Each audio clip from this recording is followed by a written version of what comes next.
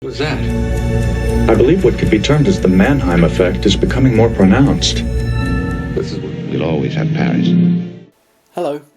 The episode that we're looking at this time is the Series 1 episode, We'll Always Have Paris. In this episode, the crew of the Enterprise encounters some time distortions while looking to help a mysterious Dr. Mannheim. At the time of pre-production of the episode, Will Wheaton's math teacher was not happy with the quality of Will Wheaton's maths homework. He demanded that Wheaton's grades were terrible because of Star Trek, and he also harboured a secret that he was a big fan of Star Trek, especially of that old galoot, Dr. McCoy. The teacher demanded that Will Wheaton get him a part in the show as a background officer in exchange for giving him higher grades, and so the character of Ensign Malor was created. He can be seen behind old Picard during a corridor scene, and can also be seen leaving the transporter room. Perhaps he'd just been given an old going over by Chief O'Brien for mucking about. When a Paramount staff member loses their ID card, they're given a replacement card which is yellow, widely known as the yellow ID. Once the yellow card is lost, access to the studio is completely denied. This is exactly what happened to Jonathan Frakes during the filming of this episode, and that's why the episode starts out with Riker in quite a few scenes, but by the second half of the episode he was completely gone, vanished like burgers vanishing from an American's dinner table.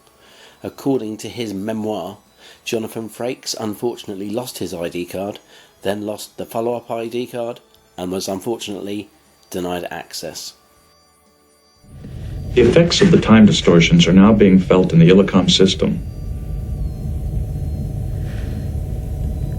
In the original script by Deborah Dean Davis, she needed Captain Picard to have grown a short length of hair, but what she didn't realise was that Patrick Stewart keeps his head bald for both visual reasons and safety reasons. You see, Patrick Stewart's hair gets mouldy when it grows. Every time Patrick Stewart's hair starts to grow, it quickly develops follicular mould, which was crumbly and smelly and could be a real health risk to those nearby, so special doctors instructed him at the age of 35 to chop his hair right off to protect the public, friend and foe alike. Rick Berman always demanded around this period that all of the staff should do 100% of their work, a term which nobody seemed to understand. Gene Roddenberry even took Rick aside one day and told Rick to stop telling everyone to do 100% of their work, as all of the work that they did added up to 100% of it anyway.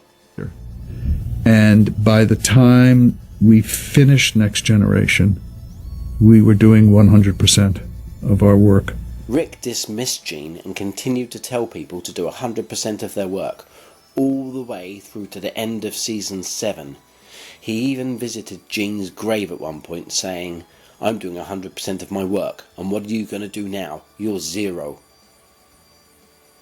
This episode was filmed at the same time as Brent Spiner was also acting in an episode of Tales from the Crypt, which contractually needed him to have a natural beard. Luckily, the character of Data has a pale, unnatural skin tone, which is achieved using makeup, a makeup colour that is actually lighter than the actor's blotchy sun-bleached skin. The makeup team used the makeup to hide Brent Spiner's shallow beard. They would gently slather his face and chin with the bright sparkly makeup and keep layering it on until the bristles of the beard were completely hidden. That is why Data has no beard in this episode. Now, the director of the episode, Robert Becker, not to be confused by Robert Becker the musician who had worked on Star Trek V, who had actually also worked on directing episodes of Dallas, Knots Landing, and would go on to work with Beverly Hills 90210, was at the end of his rope working with this episode.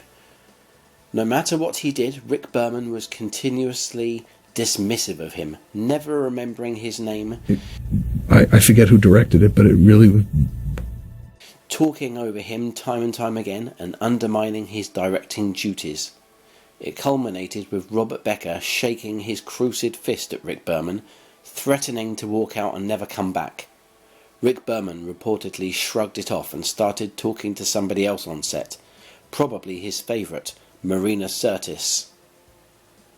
Michael Dorn, whose nickname was Gold Beetle, had recently taken up swimming lessons and was eager to show off his swimming in an episode of Star Trek.